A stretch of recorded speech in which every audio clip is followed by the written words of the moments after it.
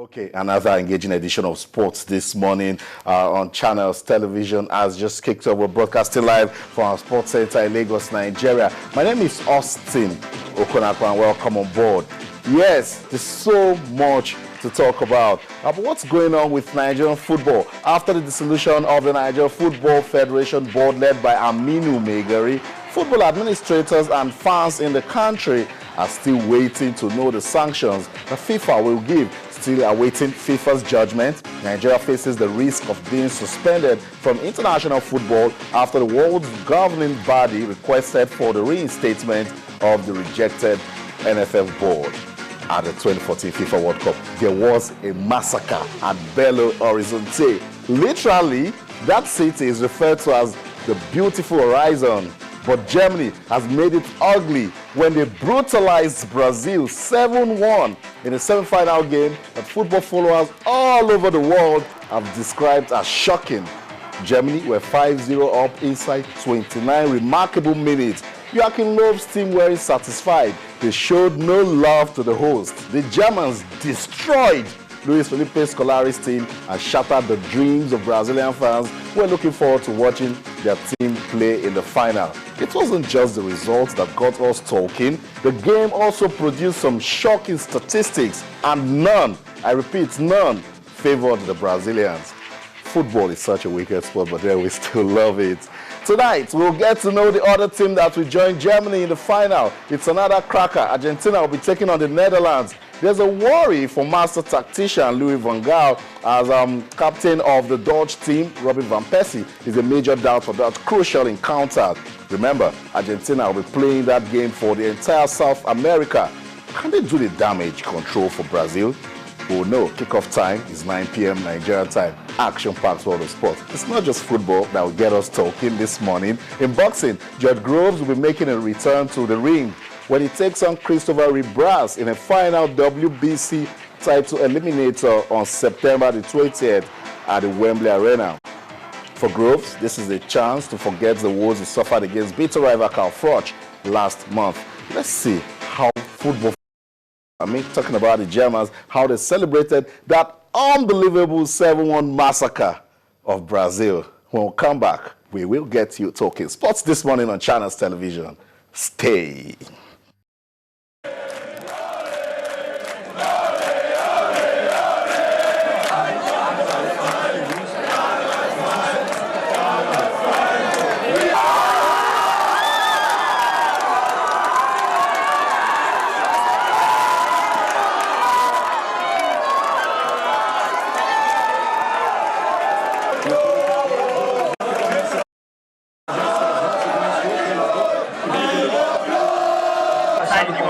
Sure, we got into World Cup this year. Now, this year, this is the time for Germany.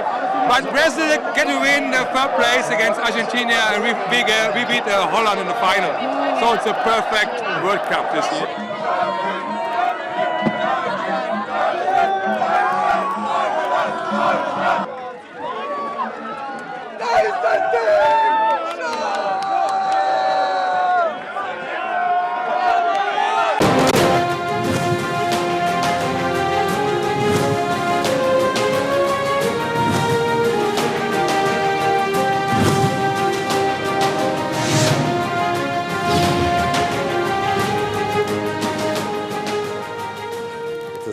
Been a World Cup of surprises. Feel free to call it a World Cup that has produced shocking results. It has also broken records. Remember, it's now Miroslav Klose that is the highest goal scorer. We're talking about the World Cup 16. He pushed aside another Brazilian, Ronaldo.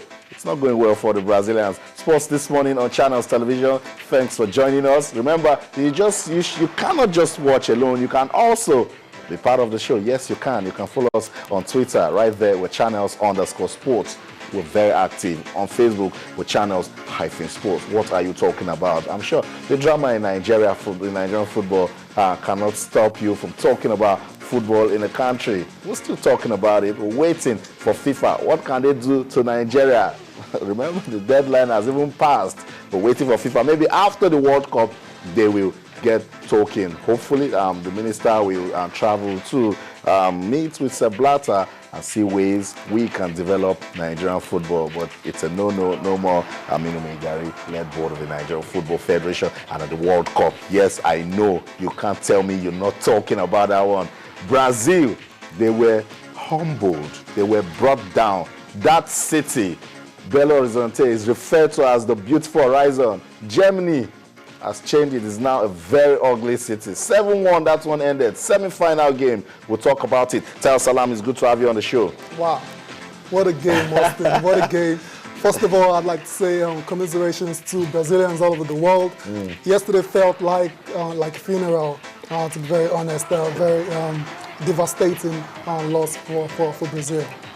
But I have to say, we didn't see this coming at all. No one said coming, to be frank. But then, looking at this Brazilian side, they had struggled from the start. And then a lot of pundits are saying, yes, Brazil can attack, but when you're not defending right, you'll be punished. Austin, yesterday on the show, I admitted Germany were actually the favorites going into the game.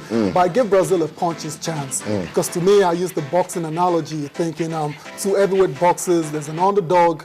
That underdog has a puncher's chance. Remember Rahman against Lewis back in 2001. Nobody gave him a chance, but was able to defend well and land a clean shot on Lennox Lewis. But yesterday, I felt the same thing was going to happen. I thought Brazil were going to bide their time, defend well, and hit Germany with a sucker punch. But it wasn't meant to be at all. And I don't think anybody will blame me for actually putting Brazil and Germany in the same weight class. But yesterday, it felt like the Germans were the heavyweights and the Brazilians were the lightweights. Brazilian coach Luis Felipe Scolari has described yesterday's defeat as the worst day of his life. Oh, it has to be. It has to be. Like, seriously, let's look at the way things happened. The game started, and the Brazilians actually, the first few minutes, they played quite well, and they had all the ball. But before you knew it, bang, and there was a goal in the back of the net.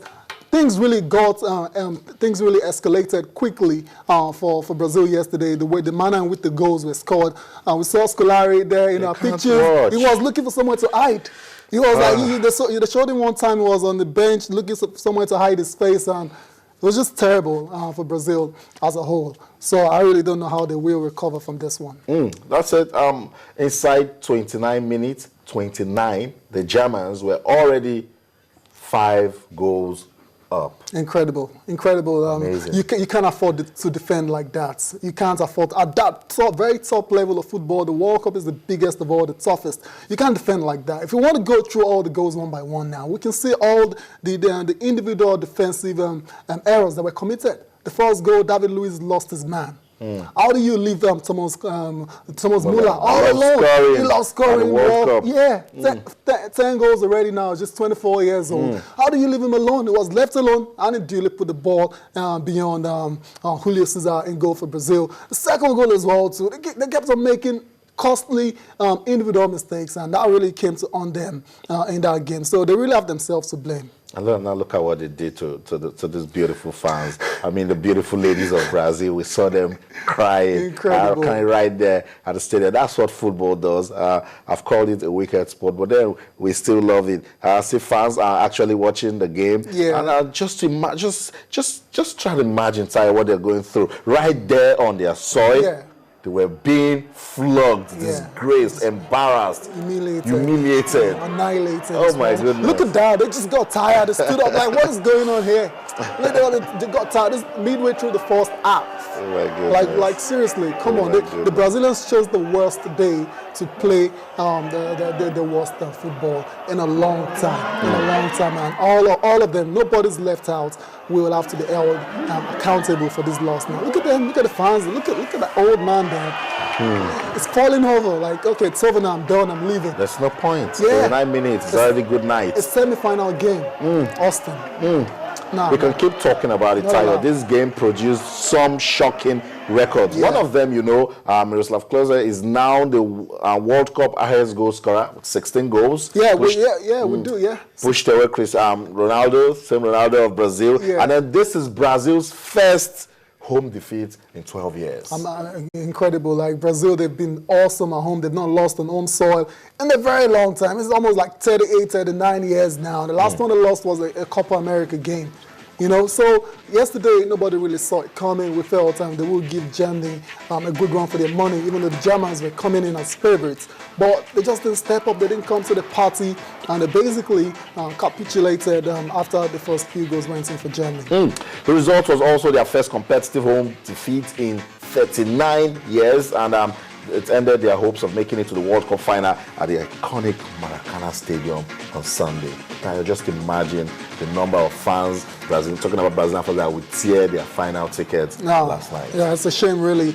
And I'm thinking now to myself, are the Brazilians really going to show up in Brasilia for the third place match? Like, seriously, I'm really looking forward to seeing what's going to happen in Down. Like, would they really come and watch a third place match on home soil when they were actually thinking of a final and a record on 6th World Cup? That remains to be seen. We'll find out.